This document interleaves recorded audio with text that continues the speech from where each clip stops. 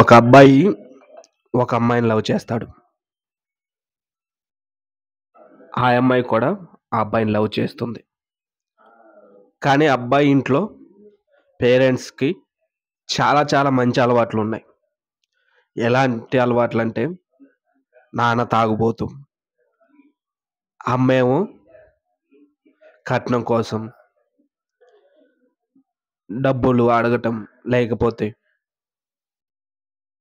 పిసినారిలాగా ఉండటం ఇలాంటివున్నాయి. ఇంగా చెల్లి పెళ్ళైనా కూడా పుట్టింట్లోనే పడి తింటుంది. ఇన్ని అలవాట్లున్నా ఆ అబ్బాయి కోసం ఇవన్నీ మానుకోండి, ఇవన్నీ చేంజ్ చేసుకోండి అంటే చేంజ్ చేసుకోలేదు. ఈ ముగ్గురిని ఆ అబ్బాయే చూసుకోవాలి. ఆ అబ్బాయే పోషించాలి. పోషిస్తూ కూడా ఇల్లు మెయింటెనెన్స్ చేసుకుంటూ కొత్త ఇల్లు కట్టాలి.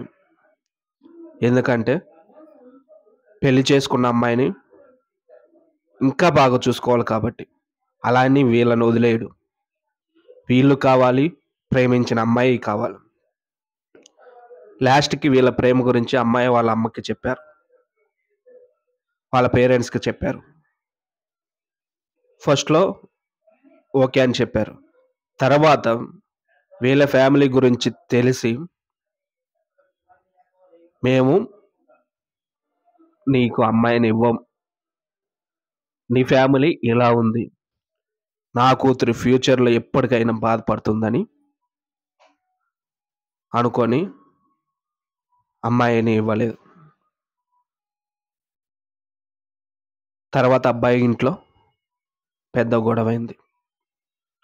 మారండి, మారండి అంటే మారట్లేదు.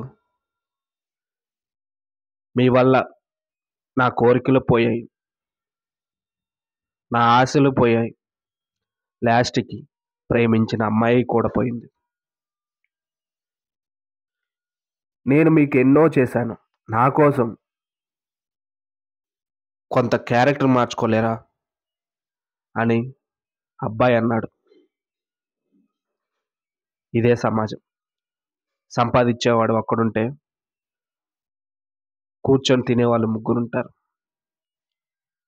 వాళ్ళైనా మంచిగా ఉంటారంటే మంచిగా ఉండరు. సంపాదించేవాడిని అర్థం చేసుకోరు.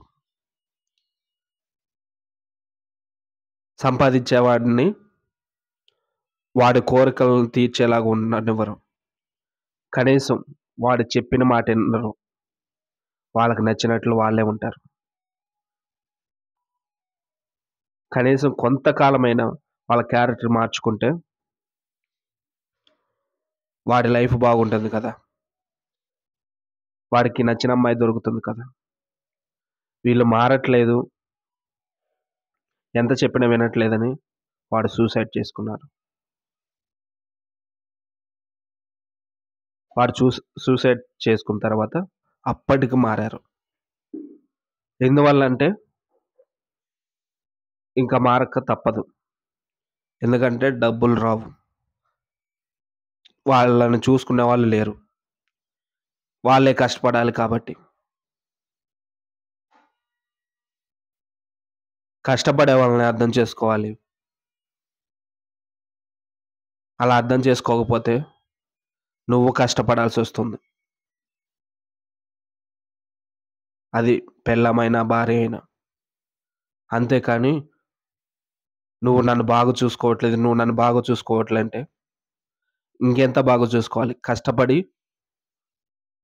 ఏం కావాలంటే అది కొనివ్వలేకపోయినా తినటానికి లోటు లేకుండా చేస్తున్నాడు. బట్టలకి లోటు లేకుండా చేస్తున్నాడు. కానీ అది కూడా అర్థం చేసుకోలేక ప్రతి క్షణం నువ్వు బాధ పెడుతూనే ఉంటావు. ఆ సంపాదించే వాళ్ళు లేకపోతే ఆ బాధేంటో నీకు తర్వాత తెలుస్తది. అంతవరకు తెచ్చుకోకుండా ఇప్పుడే అర్థం చేసుకో.